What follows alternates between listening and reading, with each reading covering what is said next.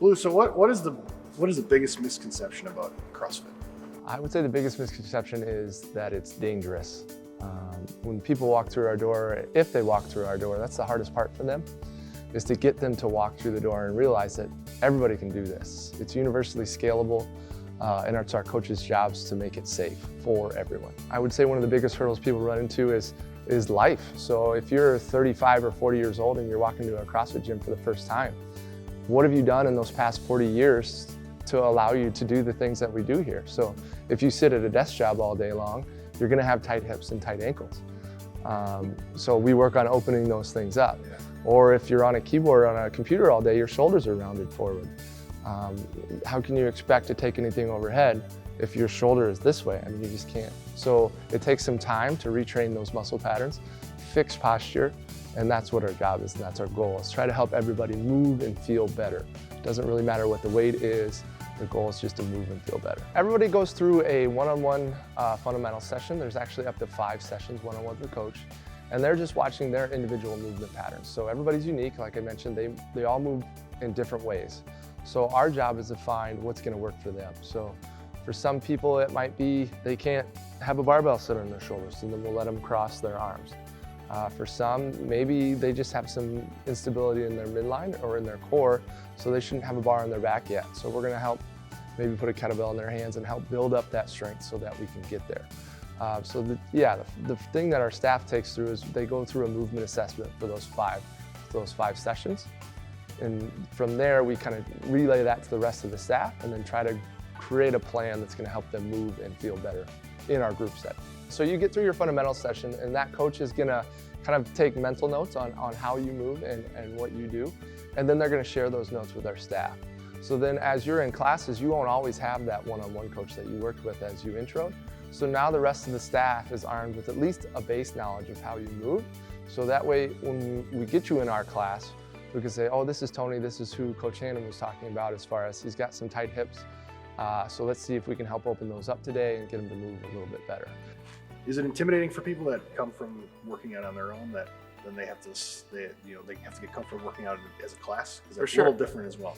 Well, we all have egos, right? We all have that little bit of pride that we don't want checked on a daily basis. So that comes with that. So when you walk in and you've been working out for 20 years, you were a competitive athlete once upon a time, and then you're faced with a movement you've never done before, maybe jumping rope, for example. So we do double unders, so that's 2 times under the feet every jump.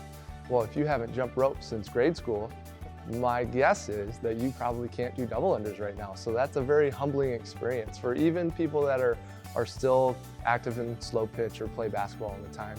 You might be a great athlete, but there's always places where we can improve. So checking that ego at the door is difficult for even myself or any of our veterans, and it happens daily. And I think it's a great thing for you to progress in your fitness journey when you're challenging yourself to do things you've never done before. So CrossFit is constantly varied functional movement done at high intensity.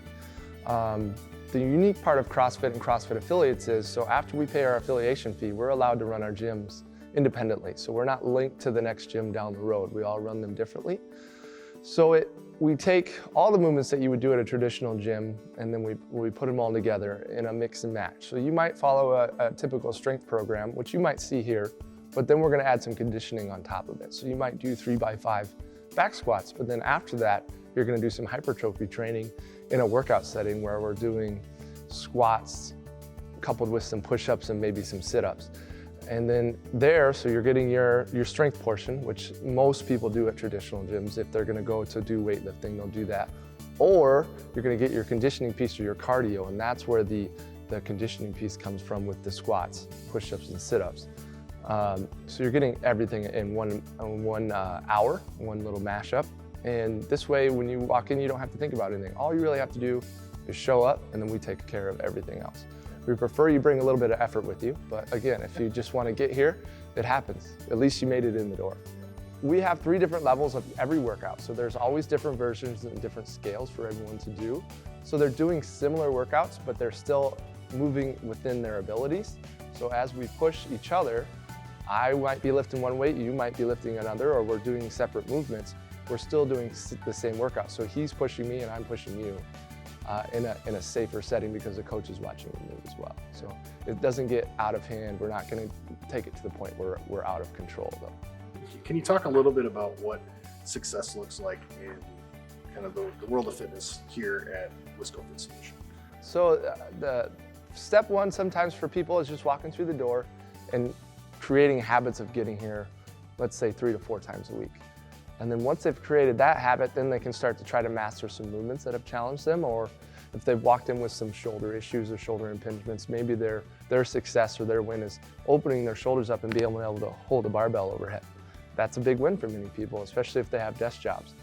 Other side of things, maybe they already had a pretty good habit of a traditional gym going 4 or 5 times a week, but they really weren't seeing any results. So then we help them on the nutrition side and just take a look at what they're eating and what they're consuming and help them realize that, well, maybe all that sugar every day, all day is really what's holding you back. So it's nothing to do necessarily with the fitness routine. While we can improve that too, what if we make a change to what you're eating on top of a better exercise program? Usually that's where the real magic happens as far as success really starts to explode when they combine the two.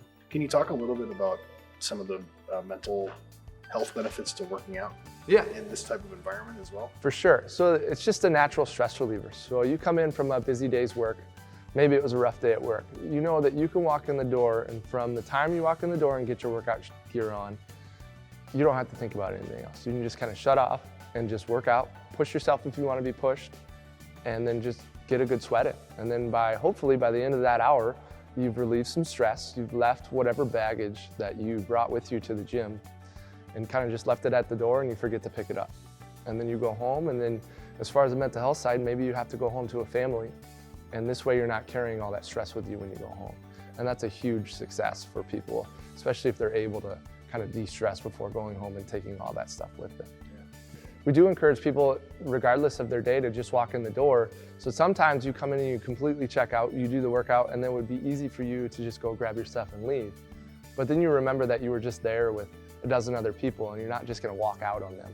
Many of them become your very good friends. So you stick around and you cheer them on until they finish, or if you're the last one, they stick around and cheer you on until you finish. Thank you for watching. We strive to bring you the very best family law content, stories from our communities, and insights into building a healthy and strong family. Please leave your comments below and tell us what you think about what we're sharing.